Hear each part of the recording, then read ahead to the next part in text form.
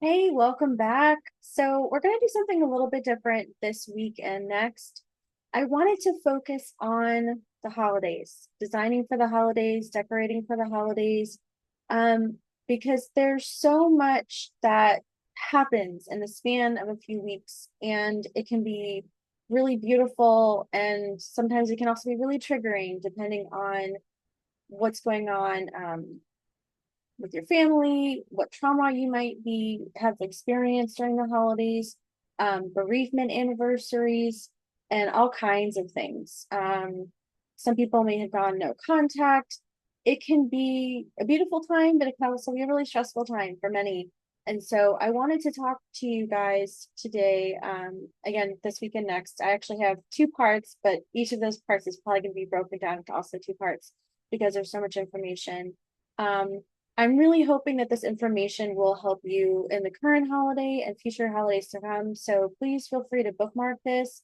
Um, and the references are really good. So where I haven't shared every bit of knowledge and every piece um, of references that I'm sharing with you.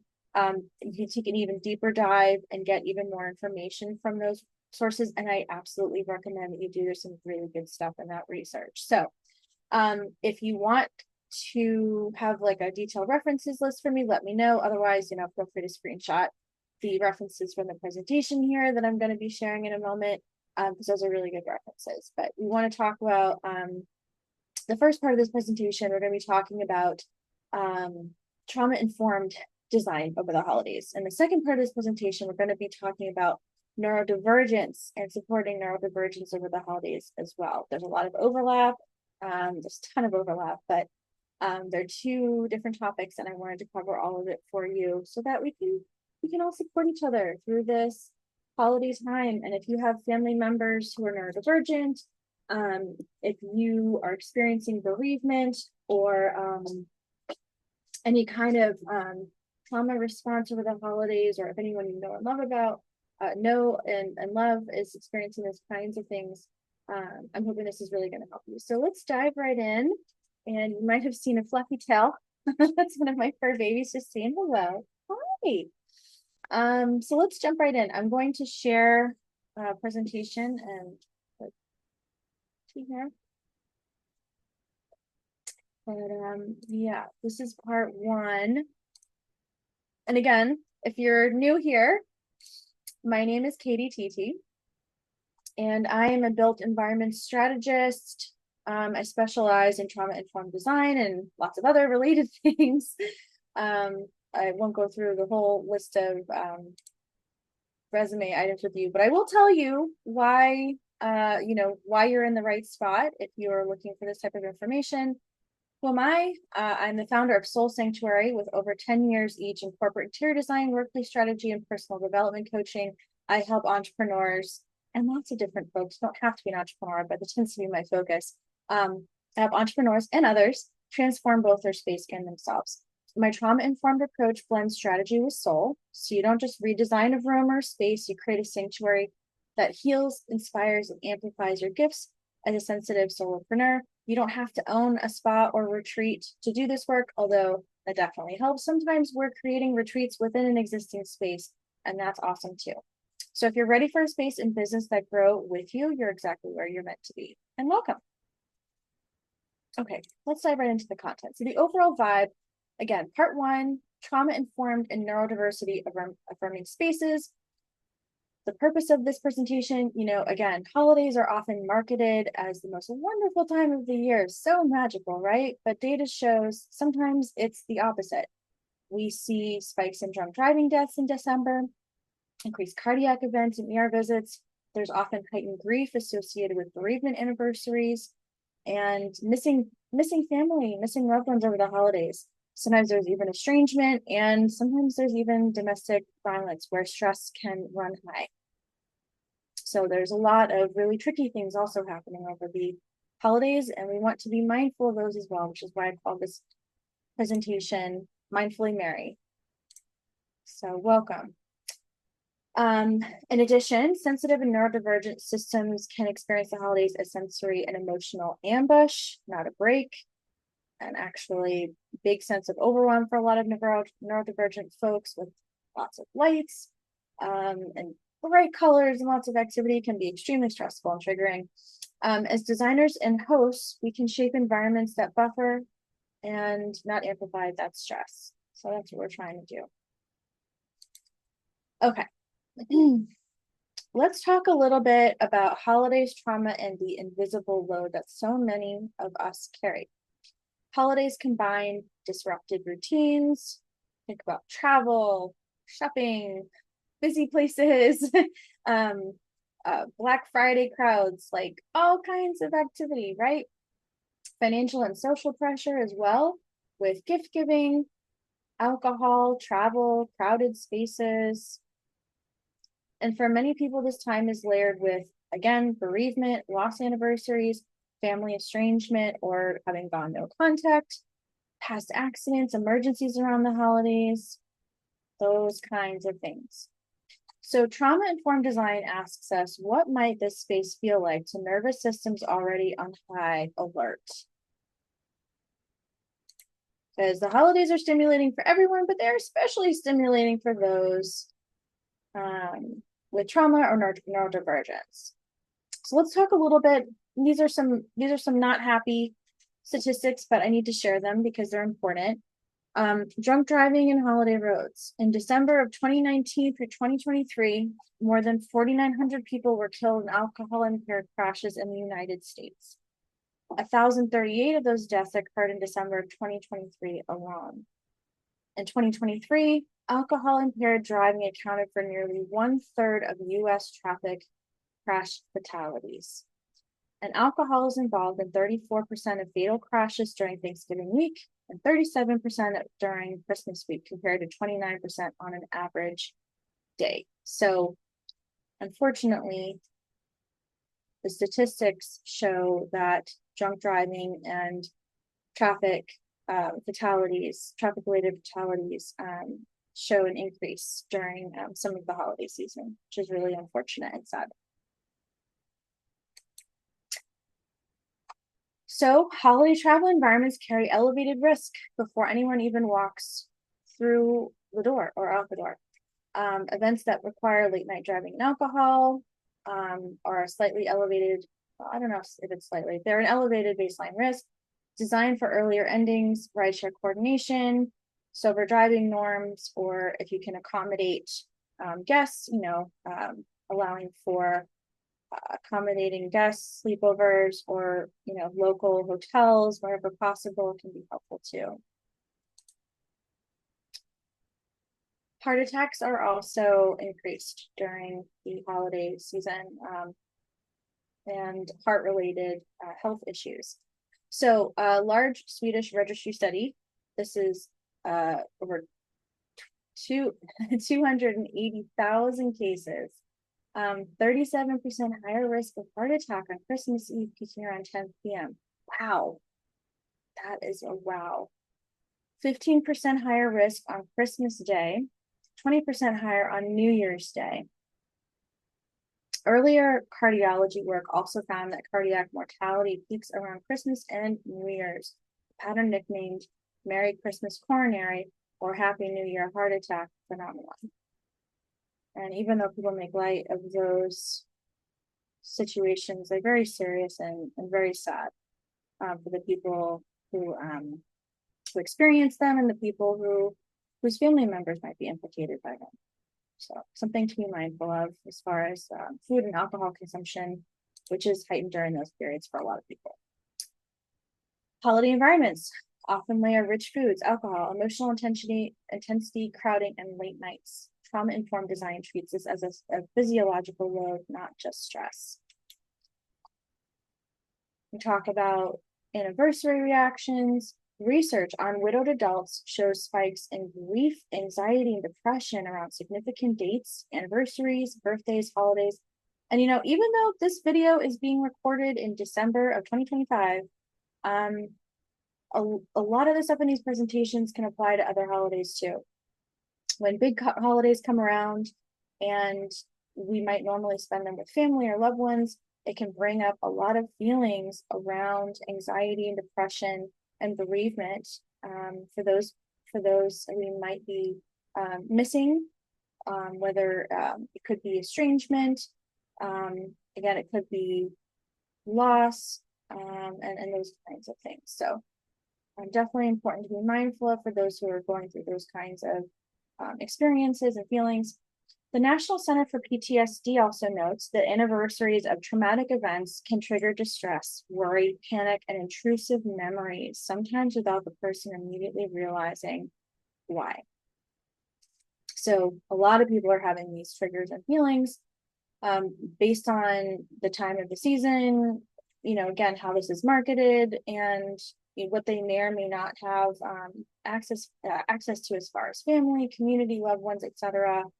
And it can bring up a lot of stuff for people with them realizing what these sources are not. Holiday adjacent losses, e.g. a family member died 2 days after Christmas, something like that could make decoration songs and sense into trauma reminders, not nostalgia. I actually know someone who Christmas ornaments are a trigger because of domestic violence for that person. And so this time of year is incredibly stressful for them. And they really don't like being around Christmas ornaments. You never know what people might be going through. Design choices should assume some guests are carrying fresh or cyclical grief and will benefit from opt-out options, quiet nooks, and rituals that welcome bittersweet feelings. People need to have opportunities for retreats if they're having big feelings. Place to have an unexpected good cry is a really good baseline to have in your space. About estrangement and no contact.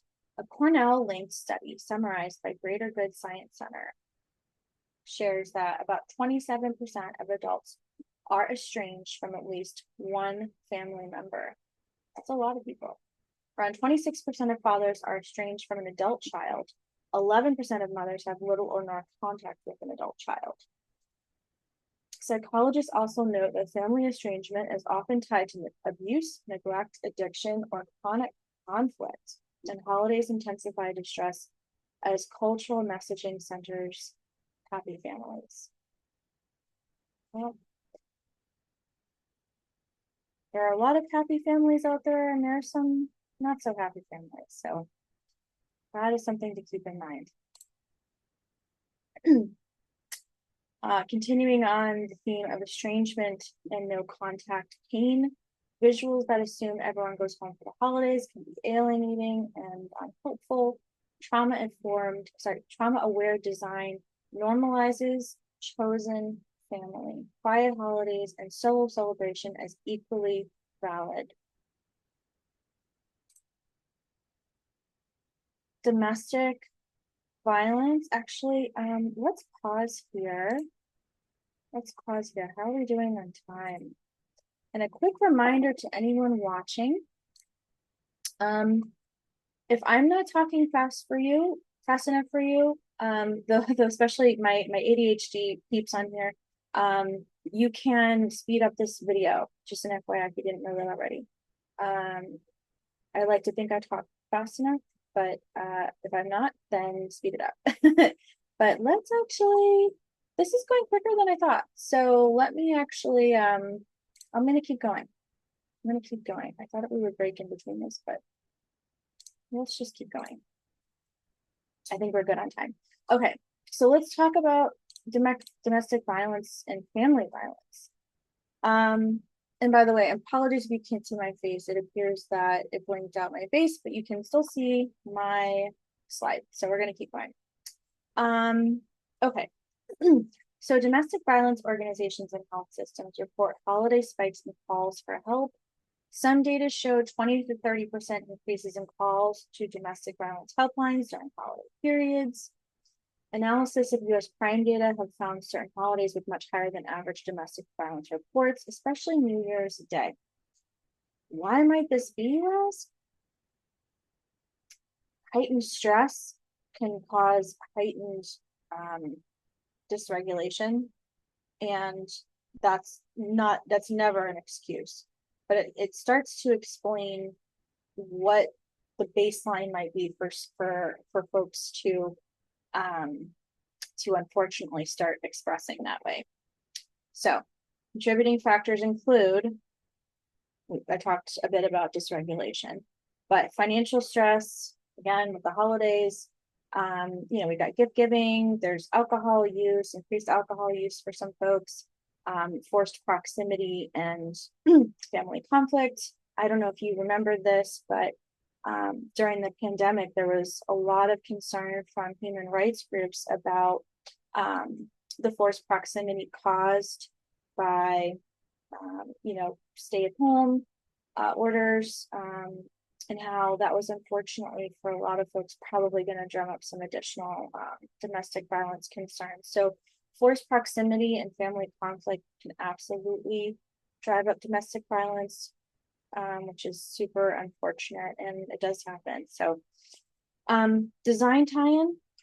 When we design holiday events, we share responsibility for safety cues, exits, and resources.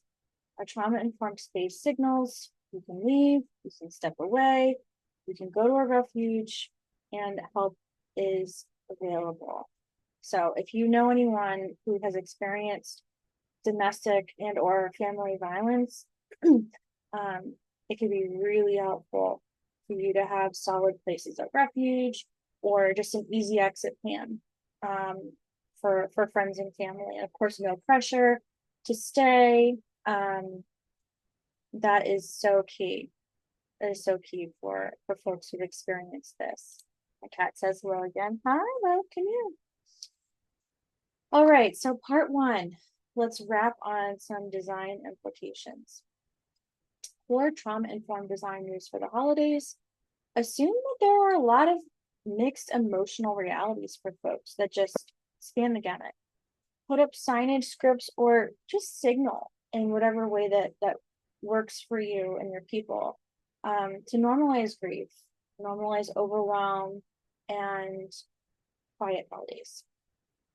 Again, building an agency, different seating zones for different modes of being, easy entry, exits, refuge areas, again, clearly marked quiet rooms, outdoor breaths, or even just cozy nooks. Some other things that can help, and again, the references that I have in the reference section here are awesome. So I'm actually gonna take a minute to pause at the end so you can screenshot those. And if you want me to copy and paste the links and send them to you, just email me. I can do that. But we're recommending, decentering alcohol, right? People want to have fun of the holidays. That's great.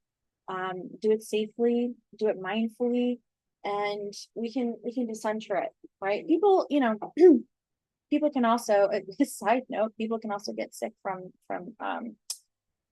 consuming too much alcohol too. So it's much more fun for people, much more fun for everyone when we're more mindful and we're decentering things that can just be taken a little too far. Clear transportation plans, right? And making transportation plans in advance of the event so that there's no confusion or, mistakes last minute. Visual communication, floor plans can indicate what to expect. And what to expect, emails or just text messages in advance, like, hey, this is going to be, set up like this, and this is going to be set up like that. We hope everyone's really comfortable. So people have an expectation about what they can find when they get to the space. That's especially helpful for your neurodivergent folks, as well as your folks who've experienced trauma. And sensory notes, music will be chill, no flashing lights, or if you have very flashy decorations, you probably want to call that out somehow. Maybe even take a picture for folks so they know what they're walking into. If you think it might be triggering for some. Safety resources, especially if you happen to be in any public or organizational settings, discrete hotline information. Again, National Domestic Violence Hotline is a good one to know and have handy. And if you are in charge of any kind of public or organizational space, something like that is really helpful in restrooms, public areas, community areas, and handouts. Okay, so here are some of the references. Well, actually, these are all the references. There are a lot of them. So I'm going to just pause here so you can take screenshots. And again, if you need any of the links, let me know and I can send a copy paste list to you. But there's plenty of stuff in here that goes even beyond what I shared. My main focus is, for this presentation is really about how do we set up our physical environments and how do we communicate those to the people we care about, and do as good of a job as we can with that, so we can really just enjoy the holidays as much as possible, navigate any uncomfortable moments with as much grace as we can, and to do it with space, to do it with our space and our love. So I'm going to, hopefully you got all the references you needed screenshotted. We got page one of the references, page 2, 3, 4, 5. I want to leave you with this quote. Oh, a bit of a typo here. Strange, isn't it? Each man's life touches so many other lives. When he isn't around, he leaves an awful hole, doesn't he? And this is, if you've ever seen the movie It's a Wonderful Life, this is Clarence, the angel, I guess you would probably call it, the angel that comes to George the night that he's struggling and shows him a lot of things. And it's a really poignant point in the story because George is given the opportunity to see what life would be like if he never existed. And it's pretty sad, actually. So this is a reminder that if you happen to be having a difficult time or a difficult holiday, that you matter, and to keep shining your light, because without you, the world would be a very different place and it would be less beautiful. So, yeah. All right. Well, thank you for joining for part 1. I'm glad that we actually got through this in one take. I thought we were going to have to split it into 2 sections, but no, we got through it all at one thing. I'm sorry that I'm sorry that it blocked out my face for some reason. The recording just stopped recording my face, but I'm glad that we at least got the slides in for the whole presentation. But thank you so much for joining. I hope that you have a very safe, very healthy, very happy holiday. And if you're struggling, I just send you so much love. I know that this is not an easy time for a lot of people, and I hope that you can find some way to spend the holiday that leaves you filled with some joy and some peace and some love, enough that you can, muster up, and that you can maybe find something beautiful to do for yourself in your space. So with that, thank you, and we'll see you on the next episode, which is going to be part 2, and we'll talk about neurodivergence in space for the holidays. Thanks.